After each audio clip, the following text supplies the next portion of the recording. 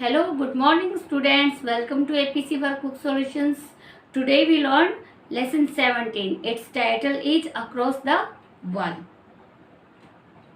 दीवारों के पार, इसका मीनिंग क्या है? दीवारों के पार। ये जो लेसन है ये लड़कियों के बारे में है कि पहले उनको एक चार दीवारी में बांध के रखा जाता था, अब वो हर चीज में आगे जा रही है।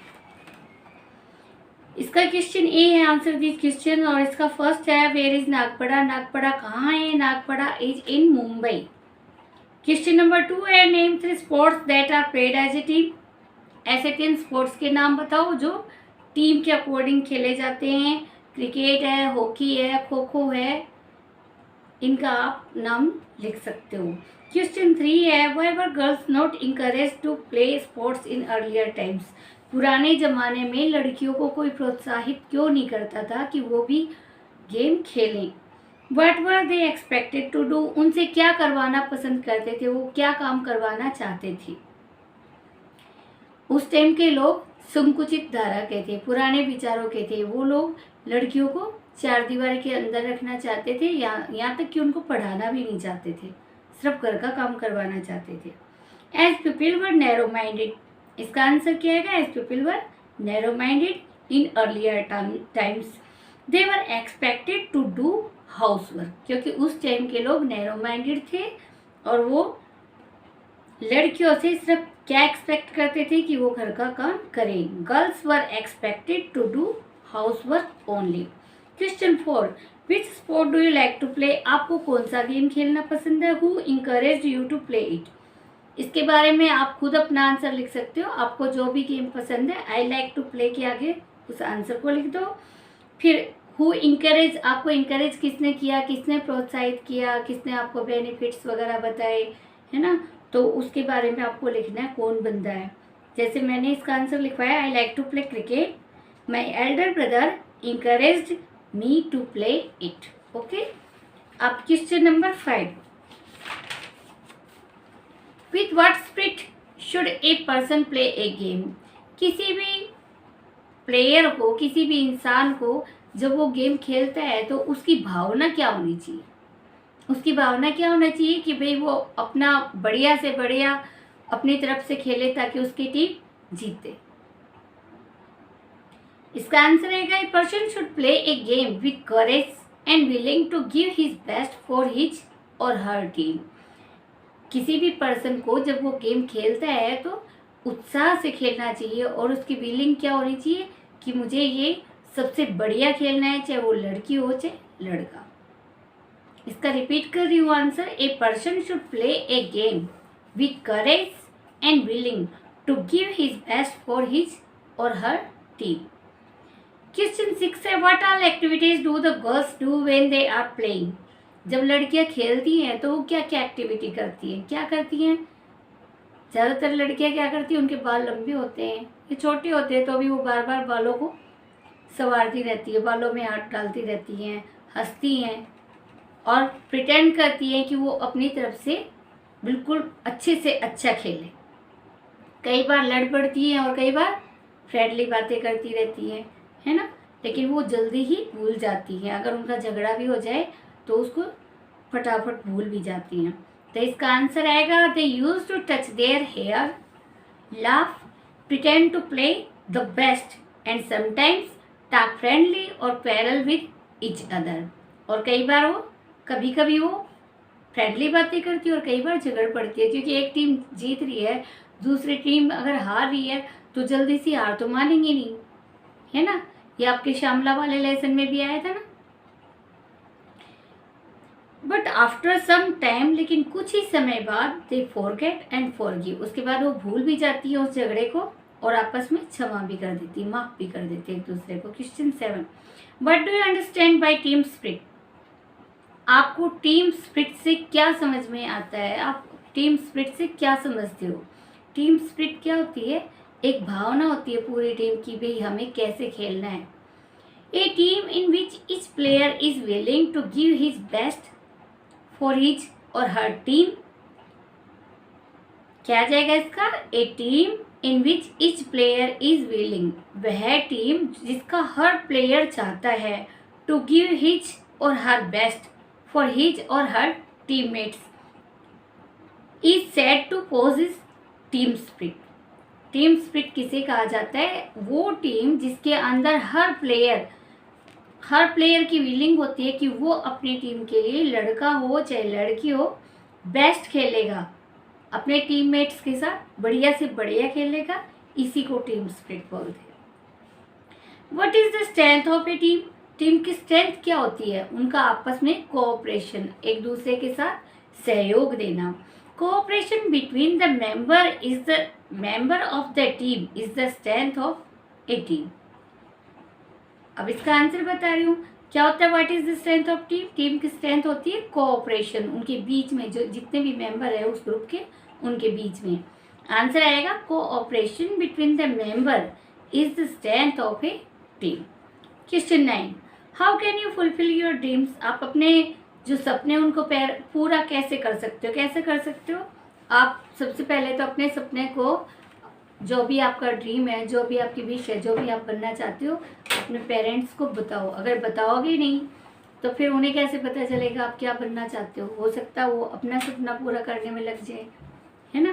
क्योंकि हर पेरेंट्स क्या चाहता है, मेरा बेटा इंजीनियर बने, डॉक्टर बने, और कोई मान लो गायक बनना चाहता है, तो फिर उसको बताना तो पड़ेगा ना अपने पेरेंट्स को। इसका आंसर क्या आएगा?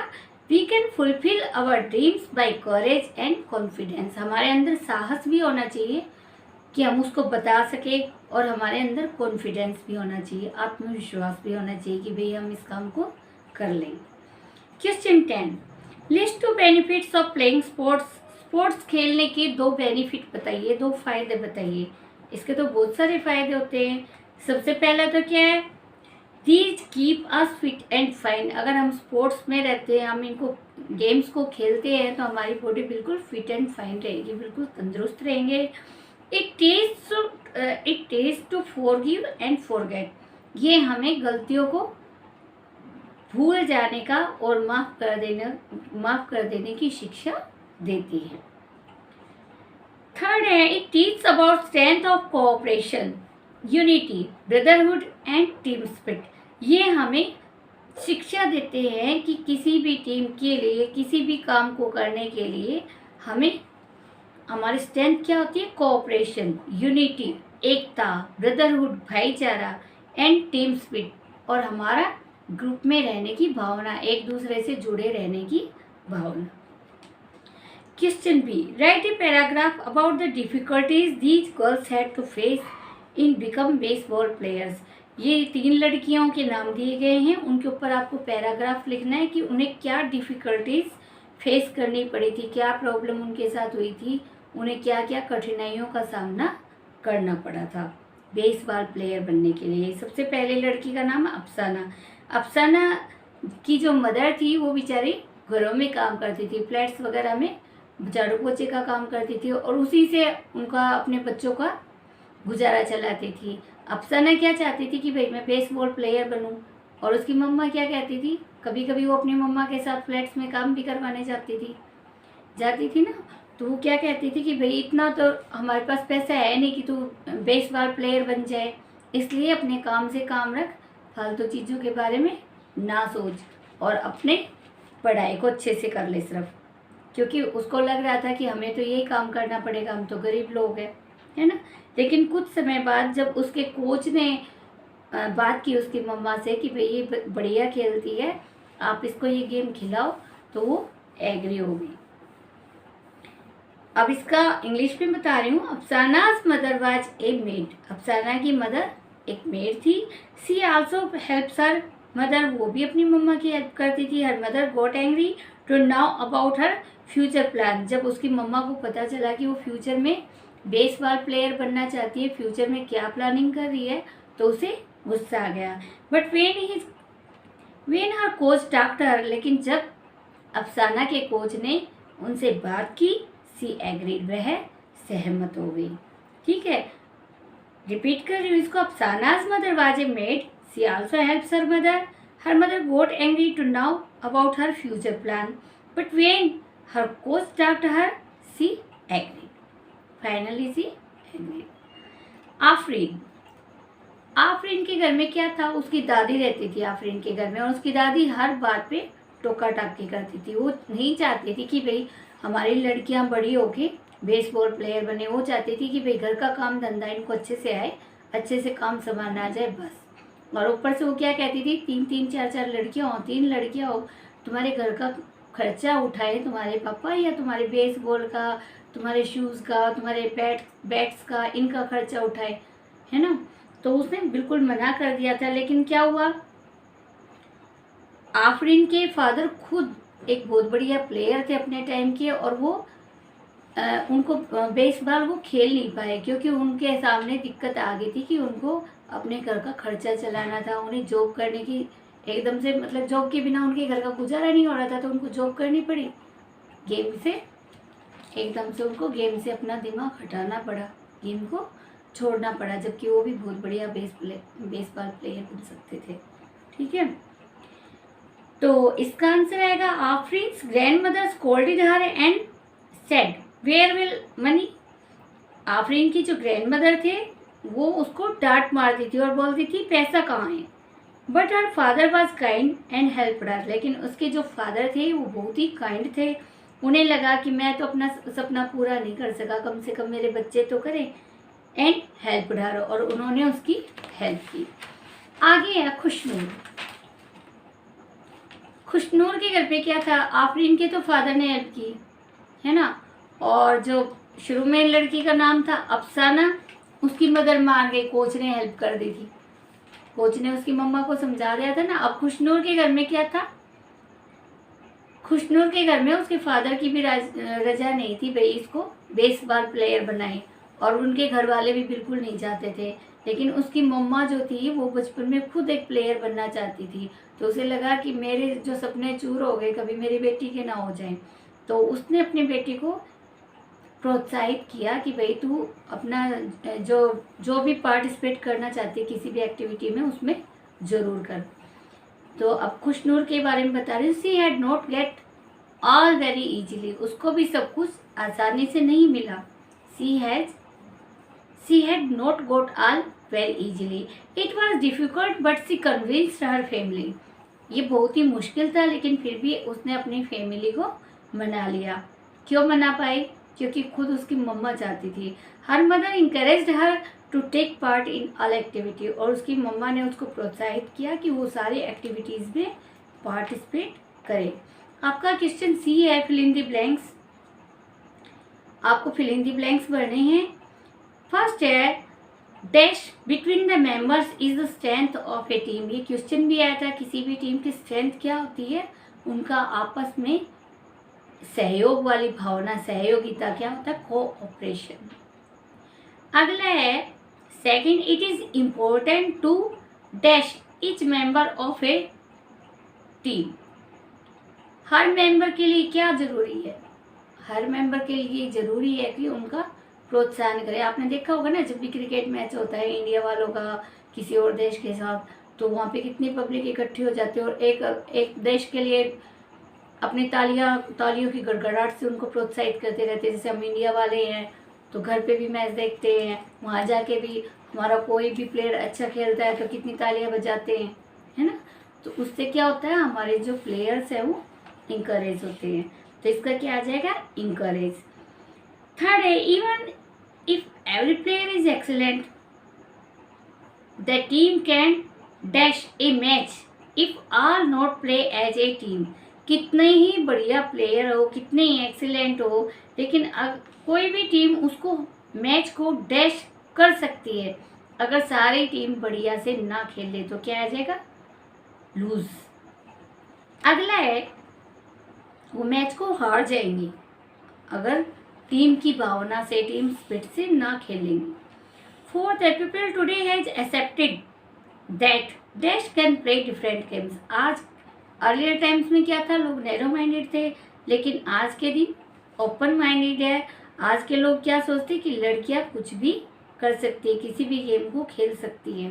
आप देख रहे हो ना, रेलवे में रेल को भी चलाने लगी हैं लेडीज़, ऑटो वगैरह भी चलाने लगी हैं, डिफेंस में भी कितनी लड़कियां आगे जा रही हैं, है ना। फोर्थ में people today has accepted that यहाँ डैश में क्या आ जाएगा, girls can play different games. अगला है क्वेश्चन नहीं, फिफ्थ है वाइल प्लेइंग ए गेम, जब कोई गेम खेला जाता है, play as a dash, never think that you are a girl और ए बॉय। जब कोई भी गेम हो रहा हो तो अच्छे से खेलो, ये मत सोचो कि मैं लड़का हूँ या लड़की। तो यहाँ पे क्या आएगा, player, play as a player, एक खिलाड़ी की तरह खेलो, ना कि लड़के या लड़की की तरह। Dash a good team is one, 6 में है, a good team is one that is dash, a good team is one that is dash. क्या आएगा, एक बढ़िया टीम वो है जिसमें एकता हो, यूनाइटेड। अगला है 7th, players are recognised by their dash rather than by their caste और इकोनॉमिक स्टेटस।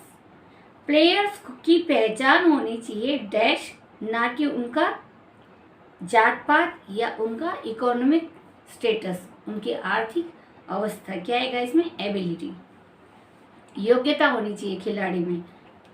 कास्ट या इकोनॉमिक स्टेटस है, ये कुछ मायने नहीं रखते। अगला है players are recognised by their perseverance, dash में क्या आ जाएगा, perseverance, players are recognised by their perseverance, dash है यहाँ पे, players are recognised by their dash rather than at what level they are playing. कोई प्लेयर की पहचान होती है डैश, ना कि वो किस लेवल पर खेल रहा है, किस लेवल पर खेल रहा है। यहाँ पे क्या आ जाएगा, परस्यूरेंस। अगला है 9th, ranking and dash competition should be avoided amongst player. किसी भी खिलाड़ी को रैंक देना और डैश तरह की competition should be avoided, avoid कर देने चाहिए अमोंगस्ट प्लेयर्स, प्लेयर्स के बीच में, प्लेयर्स के मध्य में। तो यहाँ क्या आ जाएगा, unhealthy competition, ranking and unhealthy competitions. ऐसे कंपटीशंस जो आपस में कंपटीशन की तरह ना दिखे, आपस में लड़ाई झगड़े का मुद्दा बन जाए, लड़ाई झगड़े का मुद्दा बन जाए, ऐसे अनहेल्दी कंपटीशन प्लेयर्स में नहीं होनी चाहिए। अब है beyond the text, A team game involves A number of players in A team. किसी भी टीम में, किसी भी जो टीम का गेम होता है, जैसे अभी शुरू में आए थे ना 3 स्पोर्ट्स के नाम बताओ जिसमें टीम बना के खेला जाता है, तो बोलते हैं team game involves A number of players in A team. Team वाले गेम्स में एक ही टीम में बहुत सारे मेंबर्स होते हैं। A team in which each player is willing to give his best for his और हर टीम में, वो टीम जिसका हर बंदा चाहता है कि वो अपना बढ़िया से बढ़िया खेले, चाहे वो लड़का हो चाहे लड़की हो, अपनी तरफ से बढ़िया खेले। Is said to possess team spirit, को कहा जाता है खेल की भावना, आत्मिक भावना। Why is team spirit important, अभी बोलता है ये जो आत्मिक भावना है, ये जो टीम स्पिरिट है, ग्रुप की जो भावना है, ये इम्पोर्टेंट क्यों है, क्यों है बेटा। फर्स्ट तो सक्सेसफुल, अगर आपको सक्सेसफुल होना है, किसी भी टीम को सक्सेसफुल होना है, तो ये सबसे ज़्यादा ज़रूरी है, सबसे ज़्यादा इम्पोर्टेंट है। आपको जीतना है मैच तो भी ये ज़रूरी है। अगर आप अपने आप से न्याय करना चाहते हो कि भाई चाहे आप हारो चाहे जीतो, लेकिन आप ये सोचते हो भाई मैंने, अगर बढ़िया तरीके से आप खेलोगे, उसके बाद अगर हार भी गए तो आपके मन में एक फीलिंग होती है कि भाई मैंने तो अपनी तरफ से अपना बेस्ट किया है ना, तो एक जस्टिस होता है। हम भगवान को ये, हम भगवान से डरते नहीं, हमें लगता है कि हमने अपनी तरफ से न्याय किया अपनी टीम के लिए, है ना। और सबसे बड़ा क्या है, अगर आपस में टीम स्पिरिट बढ़ी है आपकी टीम की, तो एक दूसरे की केमिस्ट्री को आप समझोगे और उससे क्या होगा, आपका खेल बहुत अच्छा चलेगा। आपकी आपस की जो भावना है बेहद मायने रखती है। तो इसका सबसे पहला है to get the best result, सबसे बढ़िया रिजल्ट लाने के लिए, to win the match, match को जीतने के लिए। It is important for self justice, ये खुद के लिए भी न्याय संगत होना ज़रूरी है, क्योंकि अगर हम कुछ गलत करते हैं तो हमारे मन में एक भावना बैठ जाती है, हम ग्रीट करते हैं कि भाई हमसे ये गलती हो गई है ना, रिग्रेट करते हैं ना। अगला है effort to improve the chemistry of a group, और ये किसी भी ग्रुप की केमिस्ट्री को सुधारने में भी फायदेमंद है। अब जो सेकंड है उसमें कुछ प्लेयर्स दे रखी हैं, लड़कियां दे रखी हैं, स्पोर्ट्स वूमेन, उनको आपको देखना है कि भाई फोटो पिक्चर्स बनी हुई है, आपको बताना है कि ये कौन है, ये आप खुद करना प्लीज़। अब है third, name some individual sports, व्यक्तिगत स्पोर्ट्स कौन से होते हैं, गोल्फ है, बॉक्सिंग है, स्काइंग है एंड साइकिलिंग, और भी बहुत सारे गेम्स होते हैं। इंडिविजुअल स्पोर्ट्स में क्या क्या आ जाएगा, गोल्फ, बॉक्सिंग, स्काइंग, साइकिलिंग। अब स्पोर्ट्समैन है, उनके नाम आपको बताने हैं। MS धोनी है, विराट कोहली है, रोहित शर्मा है, बहुत सारे हैं, आप किन्हीं का भी नाम बता सकते हो। जैसे ऊपर स्पोर्ट्स वुमेन है, नीचे क्या आ गया, स्पोर्ट्समैन। अगला आउटडोर गेम जो घर के बाहर खेले जाते हैं, hockey, cricket, lawn tennis, badminton, kho kho, ऐसे भी बहुत सारे गेम आपको पता ही होंगे। तो अगला इंडोर गेम, अभी जैसे कोरोना फैला हुआ था तो शुरू में लॉकडाउन हुआ था, तो क्या हुआ था कि बिल्कुल भी बाहर नहीं जाना। अभी तो थोड़ा थोड़ा खुल गया है, तो उस टाइम सब क्या कर रहे थे, या तो टीवी देख रहे थे, सीरियल्स देख रहे थे, या इंडोर गेम खेल रहे थे। तो इसमें क्या आ जाएगा, चेस, कैरम बोर्ड, लूडो, है ना, स्नेक एंड लैडर, सांप सीढ़ी। अब है fourth, find out the national games of the following countries. In countries के आपको नेशनल गेम्स बताने हैं। इंडिया का हॉकी है, इंडिया का गेम कौन सा है, हॉकी। अमेरिका का बेसबॉल है, ऑस्ट्रेलिया का क्रिकेट है, और इंग्लैंड का भी क्रिकेट है। आई थिंक बेटा आपको ये लेसन अच्छे से समझ में आ गया होगा। अगर आपको बहुत अच्छे से समझ आ गया है, अगर आप इसको सुनोगे तो 100% आपको अच्छे से समझ में आएगा। अगर आपको समझ आया है, आपको अच्छा लगा, तो प्लीज़ मेरी वीडियो को लाइक करना, शेयर करना, और सबसे पहले मेरे चैनल को ज़रूर सब्सक्राइब करना, ताकि आपको आगे की जो वीडियोस हैं वो ईजीली उपलब्ध हो जाए। Okay, thank you.